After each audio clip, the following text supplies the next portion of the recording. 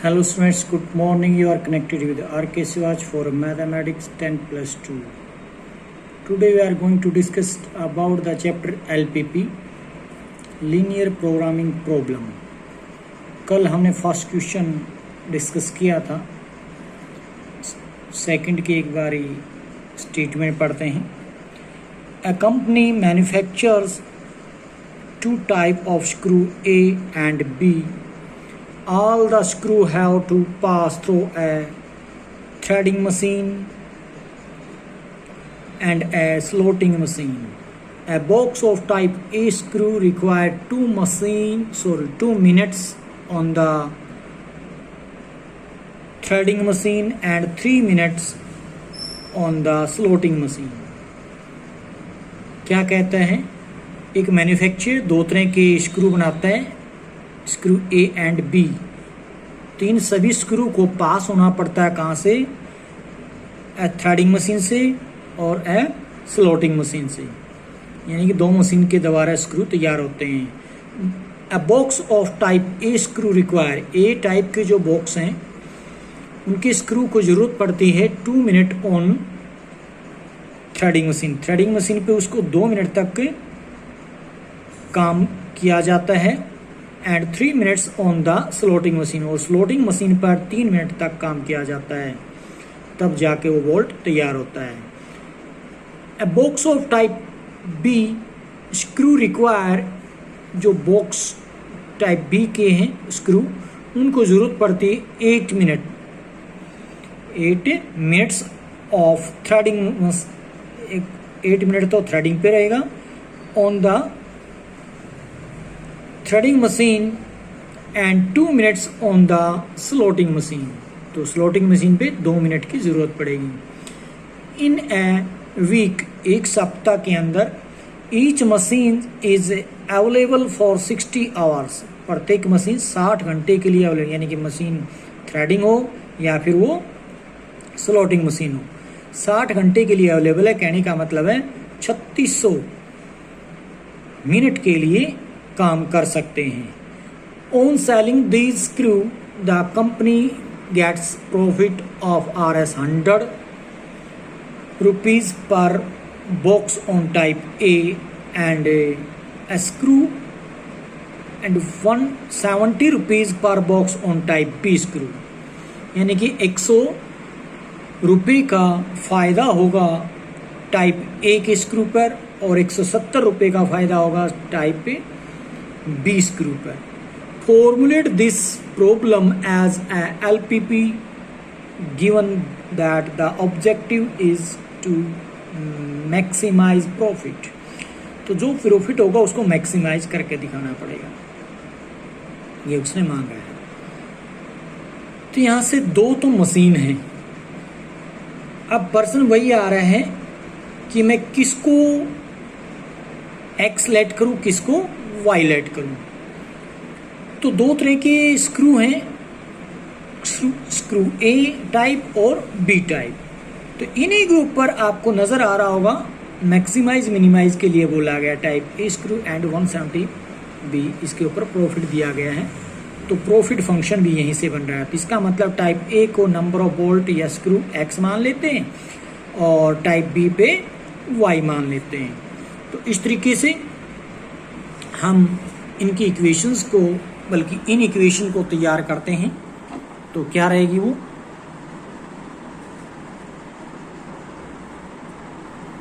Late X and Y be the numbers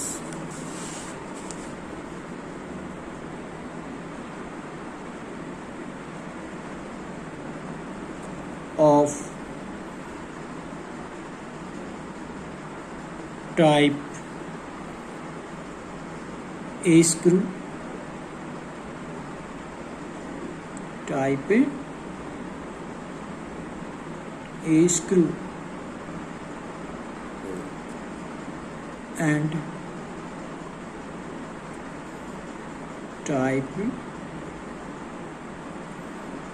B screw.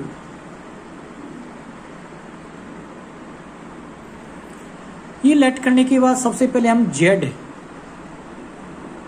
Function तैयार करते हैं, जो कि प्रॉफिट फंक्शन रहेगा। कैसे होगा? 100x प्लस, बोला था उसने 170 पर बॉक्स है, तो इसका मतलब 170y, ये बन गया जेड।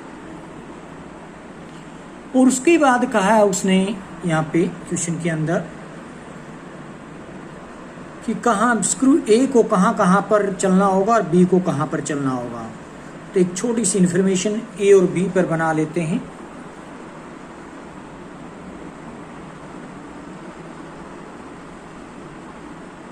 ये टाइप ए स्क्रू है, ये बी स्क्रू है।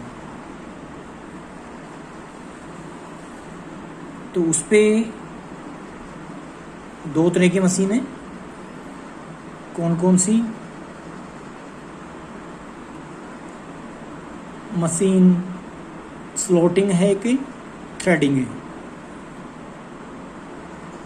मान लीजिए पहले उसने कहा है थ्रेडिंग मशीन, तो मैं TH थ्रेडिंग मशीन, और उसके बाद है दूसरी स्लॉटिंग मशीन।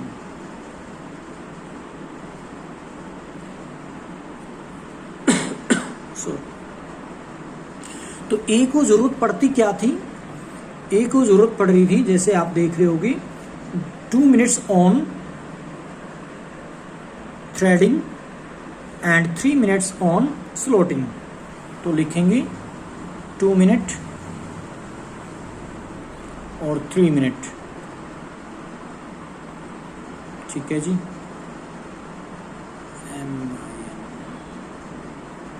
और बी के लिए बात कर रहा था वो 8 और 2, वो भी देख लीजिए, उल्टी सीधी तो नहीं कर रखी स्टेटमेंट। कहा है अबॉक्स बी स्क्रू रिक्वायर्ड 8 मिनट थ्रेडिंग। कितनी? 8 मिनट थ्रेडिंग। एंड बोला गया है 2 मिनट स्लॉटिंग। अब थ्रेडिंग मशीन और स्लॉटिंग मशीन कितने टाइम के लिए अवेलेबल है? 60 आवर्स बोला था। 60 × 60 मिनट हो जाएंगे। ये भी 60 × 60 मिनट के लिए अवेलेबल है। इतनी इंफॉर्मेशन दी थी। बाकी जेड का हम बना चुके हैं। तो यहां से कैसे इन इक्वेशन तैयार करेंगे? तो हम लेट कर चुके ए टाइप का ना, एक्स जो है वो ए टाइप के स्क्रू हैं और वाई जो हो बी टाइप के स्क्रू हैं।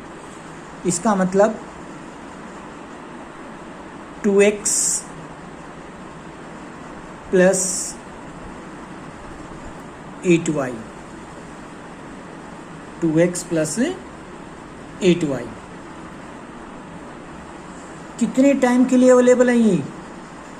ये 3600 मल्टीप्लाई करेंगे तो, क्योंकि ये भी मिनट है ये भी मिनट है, तो यूनिट सेम होनी चाहिए, वरना 60 आवर्स लिख लोगे तो गलत हो जाएगा।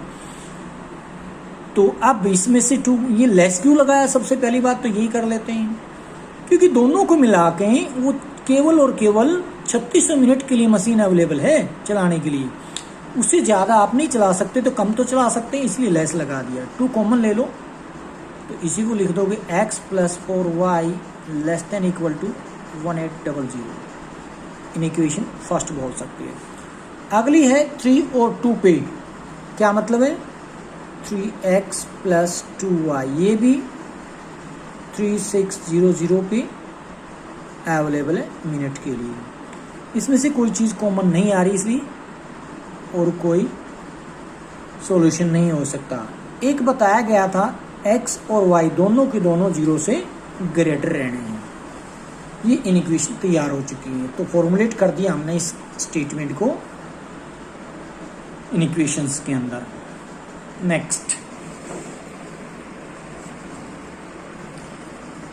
थर्ड है a company is making 2 product A and B.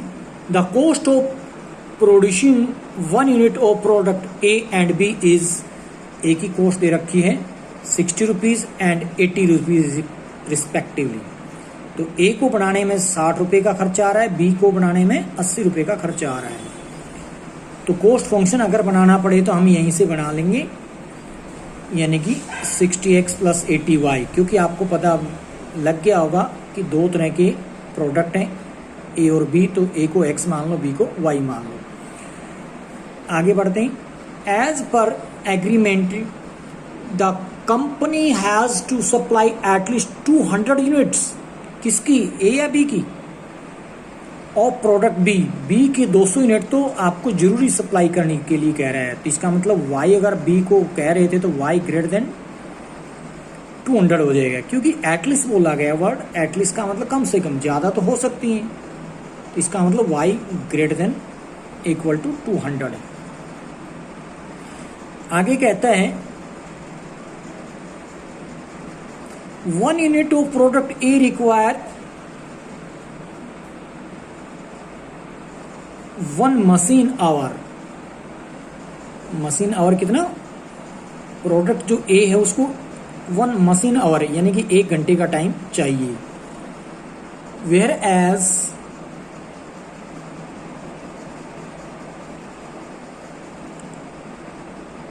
Product B has machine hour available abundantly within the company, मतलब जो ए पे लग रहा है उतना ही बी पे लगेगा और कोई एक्स्ट्रा बी पे नहीं लगने वाला। तो इसका मतलब 1 घंटे के लिए एक्स के ऊपर और 1 घंटे के लिए वाई की बात करेंगे, यानी ए और बी को हम एक्स और वाई रिस्पेक्टिवली मान चुके हैं।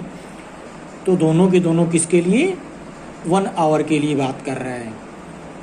तो 1 घंटा ए प्रोडक्ट पे, 1 घंटा बी प्रोडक्ट मशीन आवर की जरूरत पड़ती है।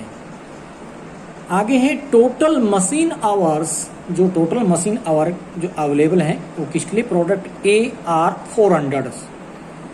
तो जो मशीन आवर जो ए के लिए बात कर रहा है तो 400 आवर्स अवेलेबल हैं। 1 unit of each product A and be require 1 labour our. तो 1 लेबर आवर की जरूरत पड़ेगी प्रत्येक, चाहे ए को बनाओगे या प्रोडक्ट बी को बनाओगे। और जबकि बताया गया है total of 500 labour hour are available, तो कह रहा है 500 आवर्स जो ना लेबर आवर अवेलेबल हैं। इसका मतलब x plus Y less than 500 कर देंगे आगे चल के। The company wants to minimise the cost, cost function बनाना जो कि मिनिमाइज करना है, of the production by satisfying the given requirement, formulate the problem as LPP। तो यहाँ पे क्या करते हैं, इसमें थर्ड सम को किस तरीके से आगे बढ़ाते हैं। तो लेट कर लेंगे जो ए प्रोडक्ट है, तो आप लिख लेंगे let x and y be the number of product A and B. तो x को मैं ए के लिए भेज देता हूँ, बी के लिए y लेट कर लेता हूँ। अकॉर्डिंग टू स्टेटमेंट क्या कहा था उसने, सबसे पहले हम z की तैयारी करते हैं, z फंक्शन जिसको कॉस्ट फंक्शन की बात कर रहा था। तो कॉस्ट फंक्शन बोल रहा था पहले पे 60 रुपये का, दूसरे पर बताया गया है खर्चा जो बताया गया है 60 और 80 रुपये का बता रहा है। इसका मतलब 60 plus 80y, 60x plus 80y हो जाएगा। उसके बाद उसने बोली थी, उसने अगला फिगर आपको नजर आ रहा होगा 200 यूनिट्स का एटलीस्ट बोला गया है। तो किसके लिए बोला गया है, वो भी product as per the 200, at least 200 किसके लिए, प्रोडक्ट बी के लिए बात कर रहा है। किसके लिए, प्रोडक्ट बी। इसका मतलब बी किसको लेट कर चुके हैं, वाई को। तो वाई किससे ग्रेटर हो जाएगी, 200 से, और इक्वल भी हो सकता है। ठीक है जी, अगला फिगर आपको नजर आ रहा होगा यहाँ पे। तो कहता है रिक्वायर होती है मशीन आवर्स की 1 सेम। इसका मतलब x प्लस वाई अवेलेबल है कितने के लिए, 500 आवर लेबर आवर की बात कर रहे हैं। तो पीछे हम 400 को भी छोड़ चुके हैं, तो इसको पहले ले सकते हो। एक बार दोबारा देखिए स्टेटमेंट, टोटल मशीन आवर की जो बात करेगा वो अवेलेबल था किसके लिए, फॉर प्रोडक्ट ए आर 400। तो केवल ए का मतलब x लेकर चले थे हम, तो x is less than equal to 400। आप एक और इक्वेशन तैयार कर सकते हैं, x is less than equal to 400। उसके बाद आपको फिगर नजर आ रहा है, कह रहे हैं 1 unit of each product A and be require 1 labour our, तो प्रत्येक के लिए, और जबकि 500 लेबर आवर्स अवेलेबल हैं। तो यहां से आप बना सकते हैं x प्लस वाई लेस या लगाऊं या ग्रेटर लेस, क्योंकि 500 से ज़्यादा वो टाइम नहीं दे पाएगा। और एक चीज़ आप जानते होंगे, x और y जो होंगे वो 0 से ग्रेटर हर सम में लेने हैं, तो ये बनेगी इसकी इनइक्वेशंस। नेक्स्ट यानी कि fourth, a firm manufacture 2 type of product A and B and sell them। तो 2 प्रोडक्ट हैं उसके पास, ए और बी को मैन्युफैक्चर करता है, सेल कर देता है at profit RS2 of type A type के जो प्रोडक्ट है उस पर 2 रुपये का फ़ायदा लेकर, और आगे कहता है RS3 ऑन टाइप बी, 3 रुपये का फ़ायदा लेगा, वो प्रॉफिट लेगा बी प्रोडक्ट पे। यहाँ से पता लग गया होगा प्रॉफिट फंक्शन तैयार करना है जेड के लिए, 2x प्लस 3y जेड बन जाएगा अगर आप x ए प्रोडक्ट को मान के चलते हैं और y बी प्रोडक्ट को मान के चलते हैं। Each product is proceed on 2 machine, ये जो प्रोडक्ट हैं ए और बी वो 2 मशीन पे ऑपरेट किए जाते हैं, machine M1 and M2। Type A require 1 machine, sorry A require हो रहा है कहाँ पे, 1 मिनट।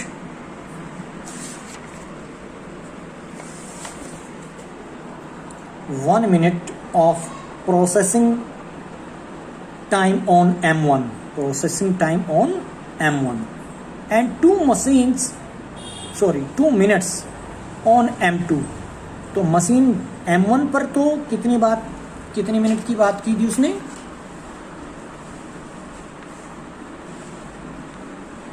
1 मिनट। क्या लिखा गया है, 1 मिनट। इधर है टाइप ए रिक्वायर 1 मिनट। अब कहते हैं जो M1 पे हो गया 1 मिनट और M2 पे कितना हो गया, 2 मिनट। यहाँ से भी आप इसके लिए इक्वेशन तैयार कर सकते हैं। चलो पहले एक बार स्टेटमेंट पढ़ लेते हैं। And type be require 1 minute on M1, और बी जो टाइप प्रोडक्ट है उसको M1 पर 1 मिनट की जरूरत पड़ेगी, 1 मिनट ऑन M2, और सेकंड मशीन पे भी 1 मिनट की जरूरत रहेगी। The machine M1 is available for not more than 6 hours 40 minute. तो पीछे मिनट की बात की है तो इसको भी सारे को मिनट बना लेंगे, तो ये हो जाएगी 6 और मल्टीप्लाई 60 जो कि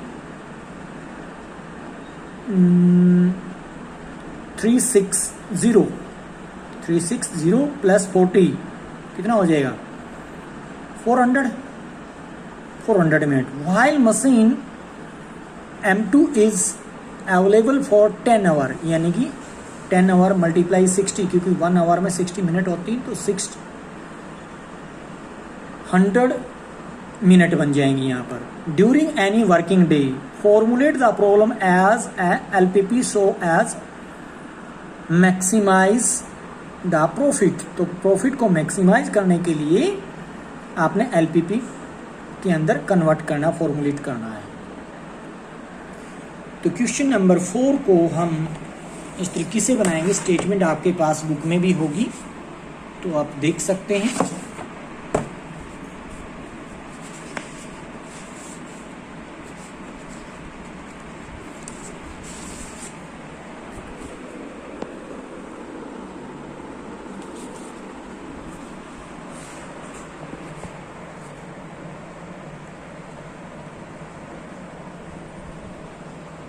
ये मैंने तैयार कर लिया है।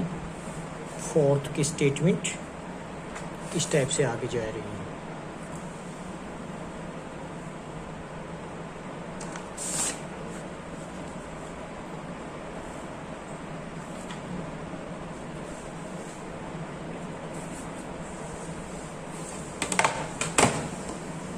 तो क्या था, एक बार उसी इन्फॉर्मेशन को मैं इस डायग्राम के थ्रू जो है ना रिप्रेजेंट कर रहा हूँ, जो सारे के सारे स्टेटमेंट में रखा हुआ था। तो given information can be put in tabular form. तो tabular form machine M1, machine M2, product A पे मशीन 1 मिनट के लिए, प्रोडक्ट बी को हम मशीन M1 पर 1 मिनट के लिए काम में ला रहे हैं, और प्रोडक्ट ए को मशीन 2 पर 2 मिनट के लिए, और प्रोडक्ट बी को मशीन M2 पर 1 मिनट के लिए ज़रूरत पड़ेगी। और जो मशीन 1 है वो कितने टाइम के लिए अवेलेबल है, 6 आवर 40 मिनट, टोटल मिनट हो जाएंगे 400 मिनट। मशीन 2 है वो 10 आवर्स के लिए, ये हो जाएगा 600 मिनट्स के लिए अवेलेबल। और ध्यान दो इस चीज़ पर, जो उसने बताया गया था पहले प्रोडक्ट यानी कि ए पे 2 रुपये का प्रॉफिट ले रहा है और बी प्रोडक्ट पे 3 रुपीज़ का प्रॉफिट ले रहा है, तो ये प्रॉफिट फंक्शन तैयार कर देंगे जेड से। तो मेन प्रॉब्लम आपको कहाँ आ सकती है, एक्स M1 को M2 को Y मानूं या फिर ए प्रोडक्ट को X प्रोडक्ट B को Y माने। तो यहाँ कंफ्यूज होने की जरूरत नहीं है। तो उसके लिए आप बात करते हैं तो प्रोडक्ट A और प्रोडक्ट B को X and Y respectively let करके चलेंगे। तो let X denote the number of unit of product A and Y is the number of product B। तो इस तरीके से जो Z बनेगा, जिसको आप पे प्रॉफिट फंक्शन बोल रहे हो, तो क्या बनेगा 2x + 3y यहाँ से बना दिया। और यहाँ पे बात करते हैं 1 + 1 यानी कि x + y के लिए, वो 400 मिनट्स के लिए अवेलेबल था, तो इसका मतलब इससे कम हो सकता, तो लिखा हमने x + y <= 400। यहाँ पे 2x + y <= 600 हो जाएगा। और x और y प्रत्येक सम में मैं बार बार बोल रहा हूँ, ये तो > 0 रखने ही है। नेक्स्ट 5th सम की स्टेटमेंट,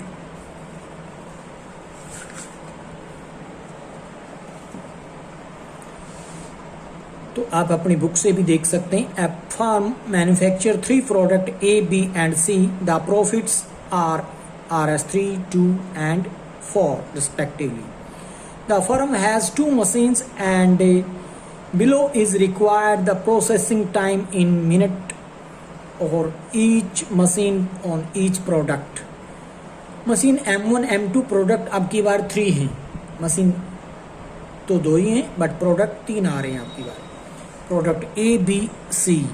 M1 पर प्रोडक्ट A को 4 मिनट के लिए, B2 जो B को मशीन 1 पर 3 मिनट्स के लिए, और जो प्रोडक्ट C है उसको मशीन M1 पर 5 मिनट के लिए काम किया जा रहा है। इसी तरीके से प्रोडक्ट A को मशीन 2 पर 2 मिनट्स, और B प्रोडक्ट को मशीन 2 पर भी 2 मिनट, C प्रोडक्ट को मशीन M2 पर 4 मिनट्स का टाइम दिया जा रहा है।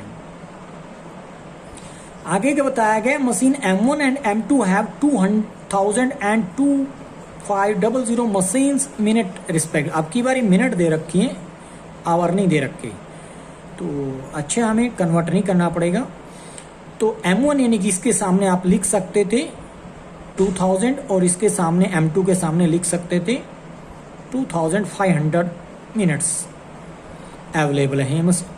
The firm must manufacture 100 A's, 200 B's and 50 C's but not more than 150 A's। तो केवल 150 को A के बारे में बताया गया, B और C के बारे में नहीं बताया गया। जो A प्रोडक्ट के बारे में बता रहा है ना, जो मैन्युफैक्चर है A के 100 से ऊपर और 150 से नीचे कह लो, या 100 से 150 तक की रिक्वायरमेंट रहेगी। और B प्रोडक्ट को 200 जरूरी है, मस्ट का मतलब जरूरी है, इतना तो कम से कम रहना रह चाहिए, मतलब ग्रेटर देन 200 हो जाएगा। और जो C प्रोडक्ट हो वो 50 से ग्रेटर होना चाहिए, लेस नहीं होगा। अगर मैं इसको Z लेट करता हूँ तो Z is greater than = 50, equal भी हो सकता है। आगे कहता है set up a linear program to minimize profit. इस प्रॉफिट को मिनिमाइज करने के लिए LPP में कन्वर्ट कीजिए। तो स्टेटमेंट आपने देख ली, इसके अकॉर्डिंग अब क्या है यहाँ देखिएगा। तो लेट कर लेते हैं, assume that the firm manufacture X unit product A Y unit product B and Z unit product सी।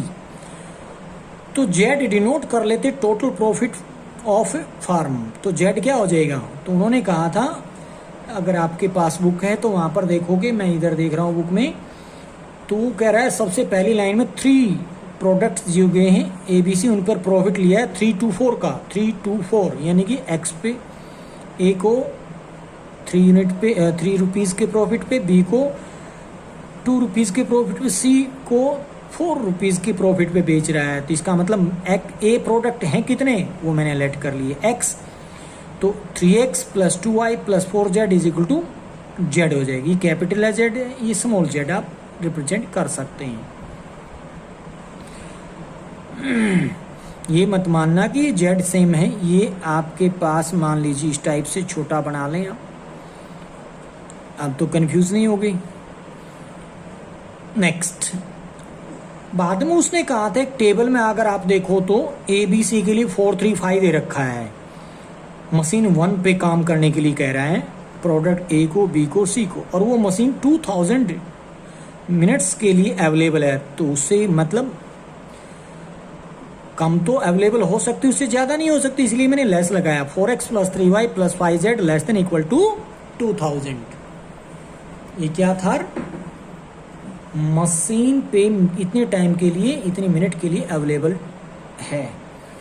और मशीन 2 जो दे रखा है वो टेबल में अगर आप देखोगे तो क्या है, 224 नजर आएगा आपको प्रोडक्ट ए बी सी के लिए, इसलिए 2x 2y + 4z,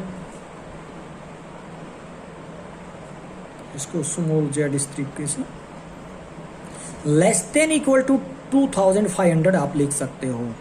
और उसने जो प्रोडक्ट ए की जो बात की थी, उसकी कह रहा था कि वो उसकी सप्लाई कह लो या उसकी ज़रूरत है कि फर्म मस्ट मैन्युफैक्चर 100 एज, ए के जो हैं 100 तो ज़रूरी है, और 150 तक, नॉट मोर देन 150 बोला था। तो इसका मतलब एक्स की वैल्यू जो रहेगी वो 100 और 150 के बिटवीन, और 100 150 हो सकती है, इसलिए मैंने इक्वल का साइन भी लगा दिया। और जो प्रोडक्ट बी था वो क्या कह रहा था, बी उसके 200 की बात कर रही थी, उसकी जरूरी है, तो जरूरी का मतलब मस्ट की बात कर रहा था, उससे ज़्यादा हो सकते हैं, तो y > 100। जेड भी 50 की बात कर रहा था, जेड इज > 50 हो जाएगा। तो x y z ये तीनों की तीनों की बारी 0 से ग्रेटर आपने लिखने हैं, तो ये फॉर्मुलेट कर लिए। नेक्स्ट 6 में है, vitamin A and B are found in 2 different food F1 F2। 1 unit of food F1 contain 2 unit of vitamin A and 3 unit of vitamin B. दो तरह के फूड है F1 F2। F1 को जो कंटेन करने के लिए क्या कर रहा है, 2 यूनिट ऑफ विटामिन ए है और 3 यूनिट ऑफ विटामिन बी है। विटामिन दो तरह के, फूड भी दो तरह के हैं, तो एक फूड को बनाने के लिए विटामिन ए और बी दोनों डालने की जरूरत है। अगर मैं विटामिन ए को x कह दूं, विटामिन बी को y कह दूं, तो यहाँ किस तरीके से 2x + 3y इस तरीके से फूड में बनेगा। अगर आप फूड को x F1 को बोलो, F2 को y बोलो, तो क्या बनेगा, इस तरीके से आपने सोचना है कि x किसको कहोगे, F1 को या फिर विटामिन ए को। चलिए पहले आगे पढ़ लेते हैं, तब तक सोचना। 1 unit of food F2 contain 4 unit of vitamin A and 2 unit of vitamin B, and 1 unit of food F1 and F2 cost 5 rupees and 2.5 rupees. तो पहला फूड जो है उस पे 5 रुपये का कॉस्ट आ रहा है, और F2 पे 2.5 रुपये की कॉस्ट बनती है। The minimum daily requirement for a person of vitamin A and B 50।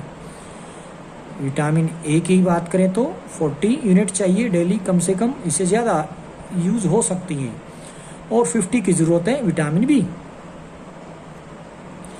Assuming that anything is excess of daily minimum requirement of minimum A and B not harmful, कहने का मतलब है A और B जो vitamin की बात कर रहा है वो कम से कम 40 और 50 की यूनिट की तो ज़रूरत पड़ेगी। इससे ज़्यादा अगर हो जाए तो वो नुकसान नहीं दे पाएंगे। मतलब आप ज़्यादा डाल सकते हैं विटामिन ए और बी को। Find out the optimum mixture of food F1 F2 at minimum cost, यानी कि कॉस्ट फंक्शन जेड को तैयार करना होगा। Which meet the daily minimum requirement of vitamin A and B, formulate this LPP।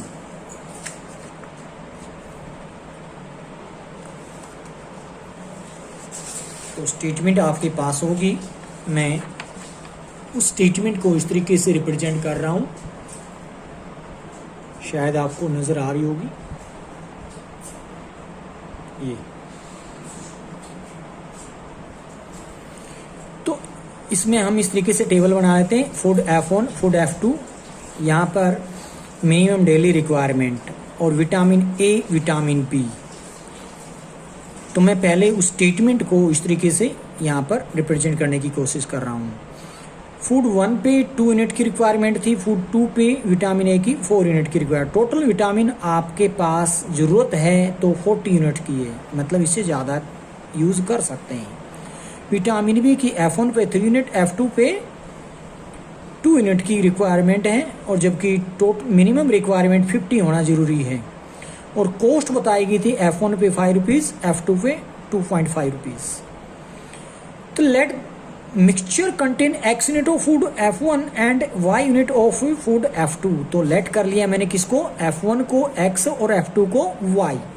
Food 1 कितने बने, यानी कि फूड 1 का मतलब मान लीजिए पिज़्ज़ा है और फूड 2 का मतलब बर्गर है। इस टाइप से भी आप मान सकते हैं समझने के लिए। तो पिज़्ज़ा में विटामिन कितना डालना है ए, और विटामिन बी कितना डालना है, तो इस तरीके से हम बात करेंगे आगे चल के। और पिज़्ज़ा के बाद बर्गर की बारी आती है। बर्गर में विटामिन ए कितना, विटामिन बी कितना डालना है, और मिनिमम कितनी रिक्वायरमेंट पड़ेगी। तो दोनों फूड की बात करेंगे आगे चल के। तो इसलिए मैंने लेट कर लिया X क्या चीज़ है, फूड F1 और Y F2 के लिए, and Z denote the total cost of mixture. तो Z सबसे पहले Z को एक साइड लिख ही देते हैं, 5X + 2.5Y हो जाएगा, Z बना दिया आपने। उसके बाद 2X + 4Y ग्रेटर देन 40 आएगा। क्यों आएगा 2X + 4 ग्रेटर देन 40? क्यों? क्योंकि उसने कहा था मिनिमम रिक्वायरमेंट तो है, इससे ज़्यादा भी रिक्वायरमेंट हो सकती है, तो इसका मतलब ग्रेटर हो सकता है इसे। इसी तरीके से 3X + 2Y ग्रेटर देन 50 लिखना होगा, और X और Y दोनों 0 से ग्रेटर बोलना ही होगा। Next 7th, diet is to contain at least 400 units of carbohydrate, 500 unit of fat and 300 unit of protein.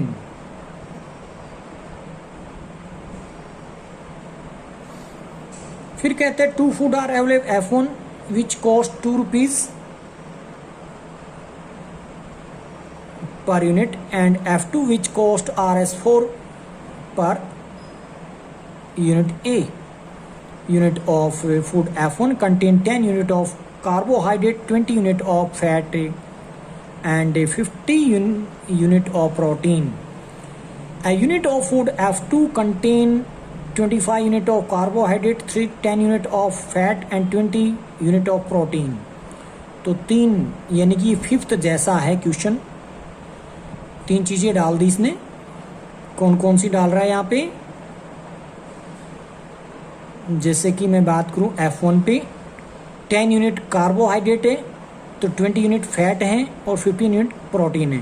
तो कार्बोहाइड्रेट, फैट, प्रोटीन, तो कार्बोहाइड्रेट, फैट, प्रोटीन, इस तरीके से आप टेबल बनाकर उसमें आप F1 F2 को इधर लिख लेना है, या M1 M2 जो नज़र आ रहा है आपको F1 F2 लिख लेना। उसी तरीके से आप फिर बना दोगे क्या चीज़ कि जो अवेलेबिलिटी उसके अकॉर्डिंग। जैसे मैं बात करता हूँ यहाँ पे 2X,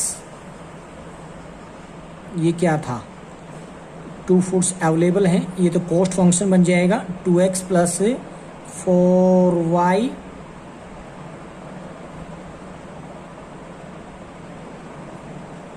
ये तो Z का फंक्शन बन जाएगा। और यहाँ पे आगे चल के बात करते हैं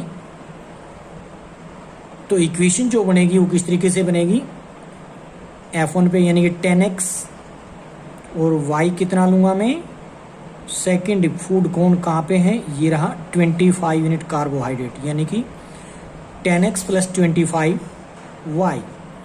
और कार्बोहाइड्रेट की कितनी मात्रा उसने दे रखी है, वो 400। इससे लेस दिखाओगे या एटलीस्ट बोला गया है तो ज़्यादा हो सकता है, इसका मतलब ग्रेटर देन 400 आप लिख सकते हैं।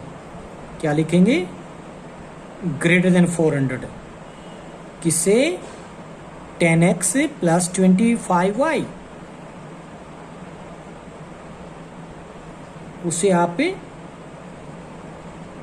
लिख सकते हैं ग्रेटर देन 400 यूनिट। इसी तरीके से यानी कि ये आ जाएगा तो उसके बाद ये और ये बी और सी पर पहुंच जाओगे आप, जो कि मेरे पे यहाँ पे बी और सी ना होकर पहला है कार्बोहाइड्रेट, दूसरा है फैट, तीसरा है प्रोटीन। तो कॉपी एक तरीके से 5th जैसी बन जाएगी। आगे 8th की बात करते हैं। तो वो है Anil wants to invest at most 12,000 in national saving certificates and saving bond. 12,000 को वो 2 बॉन्ड में सेव करना चाहता है, सर्टिफिकेट और सेविंग बॉन्ड में, saving certificate and saving bond. According to the rule, he has to invest at least 2,000 in saving certificate, at least 4,000 in saving bond. If the rate of interest on saving certificate is 8% per annum and a rate of interest on saving bond is 10% per annum, how much money should he invest to earn maximum yearly income? Formulate LPP. Justify the value of the saving individual as well as for the nation. ये तो value based question है जो कि शायद अब बंद भी हो चुके हैं आने। तो हम बात कर लेते 12,000 को 2 तरीके से तोड़ना है, किस तरीके से, पहले बॉन्ड और दूसरे बॉन्ड में। उसको मैं लेट कर लेता हूँ x और y, कुल मिला के x प्लस वाई कितना हो जाएगा, यहाँ पे x प्लस वाई क्या बन जाएगा, लेस देन 12,000, क्योंकि ज्यादा से ज्यादा उसको इन्वेस्ट करने के लिए 12,000 रुपीज है। तो लिखोगे x plus Y less than equal to 12,000। x किसको लेट कर चुका हूं, सेविंग सर्टिफिकेट, और y सेविंग बॉन्ड को।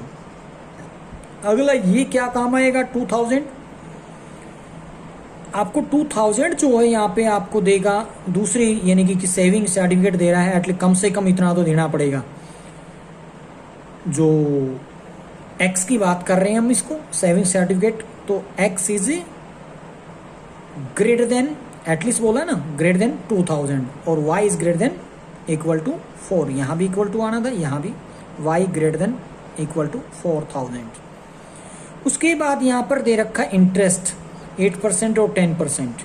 यहाँ पर आप z को फॉर्मुलेट कर सकते हैं 8/100x प्लस 10/100y हो जाएगा। नेक्स्ट है 9th। फिर ये ट्रांसपोर्टेशन प्रॉब्लम आ चुकी है। There is a factory located at each of 2 places P and Q. From these location, a certain commodity is delivered to each of 3 depot A, B, C. Weekly requirement of the depot respectively 554 units commodity, while the production capacity of factory P, Q respectively 8 and 6. Cost of transportation per unit is given. Cost ये दे रखी, P से A पर भेजेगा तो 16 रुपये का charge लगेगा, P से फैक्ट्री से बी स्टेशन पे भेजेगा तो 10 रुपये का चार्ज, पी फैक्ट्री से सी स्टेशन पे भेजेगा तो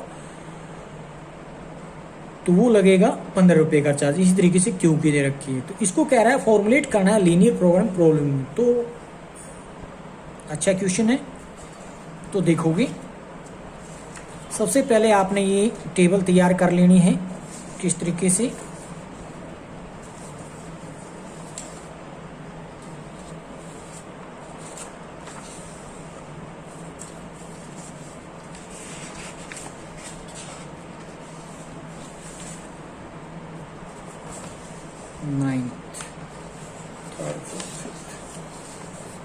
नाइन्थ इज मिसिंग, ये रहा।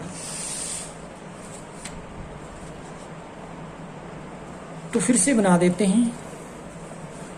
डिपो शायद आपको समझ आ गए होंगे, 2 हैं फैक्ट्री और 3 है डिपो। तो आपको जैसे मैं कर रहा हूँ वैसे ही करना है। बीच में लेने हैं आपने डिपो और इधर लेनी फैक्ट्री। ये पी फैक्ट्री है, ये क्यू फैक्ट्री है, डिपो ए है, बी है, सी है। तो यहाँ से यहाँ पे माल भेजेगा, ए पे, बी पे भेजेगा और सी पे भेजेगा। क्यू से फैक्ट्री से ए पे जाएगा, क्यू से ही बी पे जाएगा, क्यू से सी पे जाएगा, जो पी ना भेज केगा वो इधर से जाएगा। लेट कर लेते हैं यहाँ पर एक्स यूनिट भेज रहा है पी ए पे और पी भेज रहा है बी पे वाई यूनिट। और अब एक बार इंफॉर्मेशन ले लेते हैं पी पे कितना था। तो मैं स्टेटमेंट को इधर से देख रहा हूँ, ये रहा। उसने कहा था 5 यूनिट दे रखी है और उसमें फैक्ट्री की प्रोडक्शन जो दे रखी थी पी क्यू की 4। तो यहाँ पर बोला गया 5 की रिक्वायरमेंट है, 5 की रिक्वायरमेंट है, 4 की रिक्वायरमेंट है। प्रोडक्शन के बारे में बात करते हैं तो वो कहाँ है,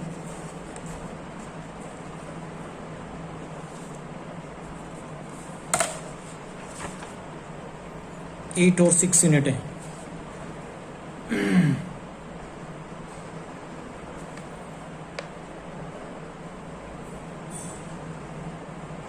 तो पी और क्यू की कितनी दे रखी, 8 और 6 यूनिट। तो मैं यहाँ पर लिख लेता हूँ, इसकी 8 यूनिट है, इसकी 6 यूनिट की कैपेसिटी है।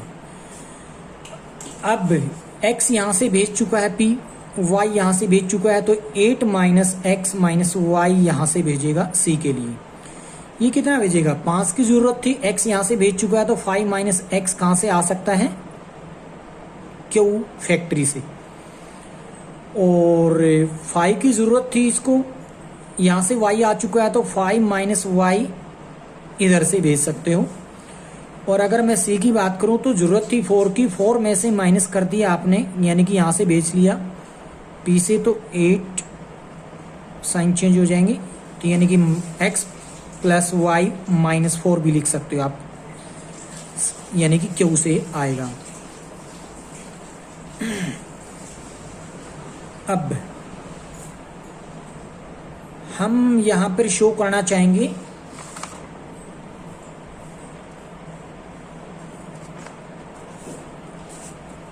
और कोई इन्फॉर्मेशन नहीं है अपने पास। सबसे पहले अगर आप जेड की बात करो तो कैसे दोगे, हाँ टेबल रहती है उसकी, जो उसका चार्जेस है, चार्जेस ये टेबल के अकॉर्डिंग ए पे तो मैं लिखूँ 16, बी पे 10, सी पे 15, कहाँ से, पी से 16 रुपीज़, 10 और 15, 10 15 यहाँ पर लिख सकते हैं, 10 12 10 10 12 और 10 यहाँ से आ रहे हैं। ये इसके ट्रांसपोर्टेशन को आप नीचे लिख लें सीक्वेंस वाइज। अब इन दोनों की मल्टीप्लाई कर दें, 16x प्लस इन दोनों की मल्टीप्लाई कर दें, 10y प्लस इन दोनों की मल्टीप्लाई कर दें, फिर ऐड करते चलेंगे, plus 10 into 5 minus X plus 12 into 5 minus Y plus 10 into X plus Y minus 4 है। ये इसको सोल्व करोगे तो जेड बन जाएगा। अब एक रहती इक्वेशन की बात, वो कैसे करोगे, x ग्रेटर देन 0 इक्वल भी हो सकता है, y भी ग्रेटर देन इक्वल टू 0, बड़ा ही आसान है। और ये रहेगा 8 minus X minus Y greater than equal to 0। इसको आप लिख सकते हो, x और y को उधर ले चलोगे तो x plus Y less than equal to 8 हो जाएगा। और अगली बार ये लिखोगे तो 5 minus X greater than equal to 0, तो यहाँ से x लेस देन 5 हो जाएगा। इसको लिखोगे 5 minus Y greater than equal to 0, तो यहाँ से y less than equal to 5 हो जाएगा। और अब इसको लिखोगे x प्लस वाई माइनस 4 को greater than 0, x plus Y minus 4 greater than 0। इसको एज इट इज लिख सकते हैं, या फिर x plus Y greater than 4 लिख सकते हैं, ये नंबर 4। और एक आप जानते हैं x और y दोनों के दोनों 0 से ग्रेटर होना ही है। ये था आज के लिए। Thank you.